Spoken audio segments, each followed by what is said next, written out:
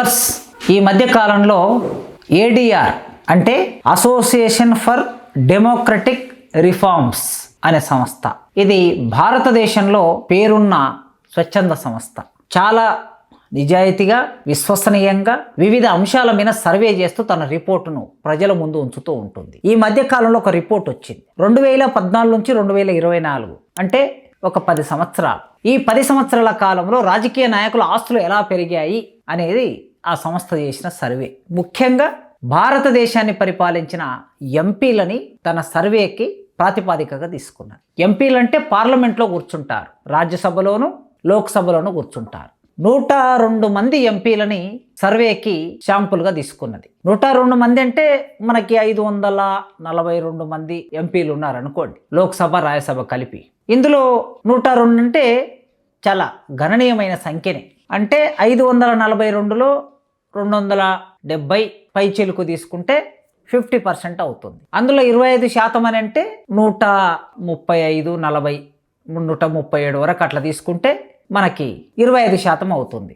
అంటే ఒక 20% ఎంపీలు అన్నమాట వీళ్ళు సర్వేకు తీసుకున్న వాళ్ళు. 100%లో 20% ఎంపీలని సర్వేకి శాంపుల్గా తీసుకొని నివేదిక తయారు చేశారు. వీళ్ళందరూ కూడా ఒకటోసారి, రెండోసారి, మూడోసారి 3 సార్లు గెలిచిన వాళ్ళు, వరుసగా 3 సార్లు గెలిచినటువంటి వాళ్ళని తీసుకున్నారు.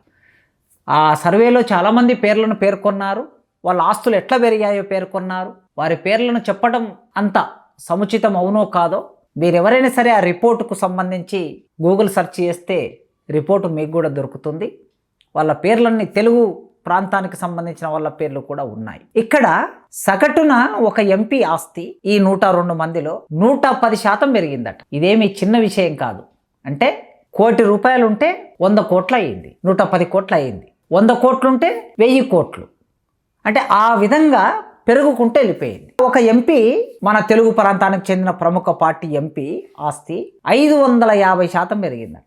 చూడండి, 550% అంటే చిన్న విషయం కాదు. మరో ఎంపీ 474% పెరిగిందట. ఇట్లా చూస్తే రాజకీయ నాయకుల ఆస్తులు ఇంత విరివిగా ఎట్లా పెరుగుతున్నాయి ఆశ్చర్యం అనిపిస్తుంది మనకి. వాళ్ళకు వచ్చే జీతం, ఎంపీల జీతం, వారు పెట్టే ఖర్చు ఏమాత్రం సరిపోదు. ప్రభుత్వం వాళ్ళకి ఇచ్చే జీతం వాళ్ళు పెట్టే ఖర్చుకు ఏమాత్రం సంబంధం లేదు. ఇక ప్రభుత్వం ఒక ఎంపీ తన నియోజకవర్గాన్ని అభివృద్ధి చేయడం కోసం నిధులు ఇస్తూ ఉంటుంది. ఆ నిధులు వారు ఖర్చు పెట్టగా వివిధ పద్ధతుల్లో వారికి ఎంత చేరుతాయో మనకు తెలియదు. అంటే వీళ్ళు తమ రాజకీయ పలుకుబడిని ఉపయోగించుకొని వ్యాపారాలు చేయటం కావచ్చు, కాంట్రాక్టులు తీసుకోవడం కావచ్చు, లేదా వివిధ సందర్భాల్లో జరిగినటువంటి పనుల్లో వారు వాటా తీసుకోవడం కావచ్చు, వీటన్నిటి ద్వారా సంపదను పెంచుకుంటూ ఉంటారు.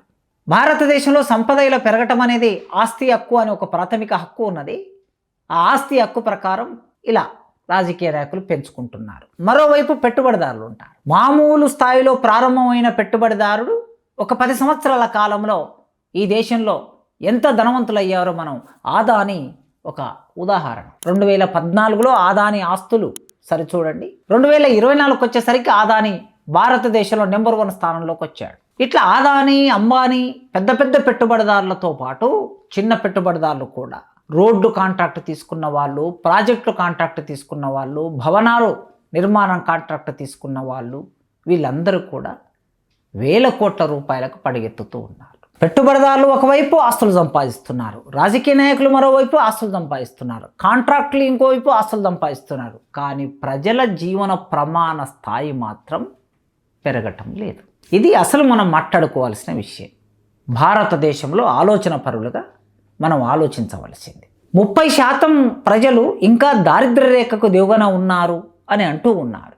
అంటే దాదాపు ఈ దేశంలో 40 కోట్ల మంది ప్రజలు దారిద్ర్య రేఖ దిగువన ఉన్నారంటే 3 పూటలు అన్నం తినలేని వాళ్ళు ఇన్ని కోట్ల మంది ఉన్నారు. గ్రామాల్లో ఉండడానికి సరైన ఇల్లు లేక, చదువుకోవడానికి చదివించే స్తోమత లేక, ఆ చదువు మధ్యాంతరంగా ఆగిపోవటం, పిల్లల పెళ్లిళ్ళు చేయలేక, ఆడపిల్లల పెళ్లిళ్ళు చేయలేక, కుటుంబాలు ధ్వంసమైన స్థితి, అప్పులు తీర్చలేక, పిల్లల చదువు కోసమో అనారోగ్యం కోసమో చేసిన అప్పులు తీర్చలేక అర్ధాంతరంగా జీవితాల్లోంచి నిష్క్రమించే వాళ్ళు, అంటే ఆత్మహత్య చేసుకునే వాళ్ళ శాతాన్ని కూడా మనం చూస్తూ ఉంటాం. రోజు పేపర్లో ఈ న్యూస్ పతాక శీర్షిక వస్తూ ఉంటుంది. కుటుంబం అంతా ఆత్మహత్య చేసుకుంటూ ఉంటుంది. ఎందుకు ఈ సంక్షోభం?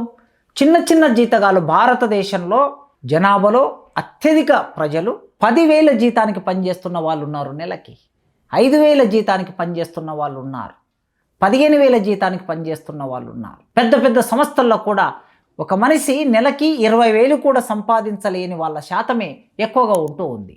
అందుకోసమే భారతదేశ సంపద అంతా 10% మంది చేతుల్లో ఎక్కువ సంపద కేంద్రీకృతమైందని చాలా సందర్భాల్లో కూడా మనం మాట్లాడుకున్నాం. అందుకే ఇలాంటి ఒకానొక స్థితి ఉన్నప్పుడు మనం ఈ దేశంలో పౌరులుగా భారతదేశంలో ఉన్న ప్రజలందరూ సమానంగా జీవించాలని సమానత్వపు హక్కు ఉన్నది. ఆర్థికంగా సమానంగా ఉండాలి, రాజకీయంగా సమాన వాటా ఉండాలి, విద్యలో ఉపాధిలో సమాన వాటా ఉండాలని ఈ దేశంలో రాజ్యాంగం చెప్తూ ఉన్నది. అన్నిటిలో సమానమైన వాటా ఉండాలి అని, అవకాశాలు దక్కాలని ప్రాథమిక హక్కు చెప్తూ ఉన్నది. కనుక దేశంలో అంతరాలు, వికసిత భారత్లో అంతరాలు పెరగకుండా ఆ అంతరాలను తగ్గించవలసిన బాధ్యత ప్రభుత్వం మీద ఉన్నది. ఈ ప్రభుత్వం మీద ఉన్నది అంటే ప్రభుత్వం నడవడానికి కూడా వెనుక ఉండి పెట్టుబడిదారులు, కాంట్రాక్టర్లు నడిపే ప్రభుత్వాలు కూడా ఉంటాయి. గనక పౌర సమాజం ఇందులోకి జోక్యం చేసుకొని, ఆలోచన పరులు ఇందులోకి జోక్యం చేసుకొని మీరు ఆలోచించండి.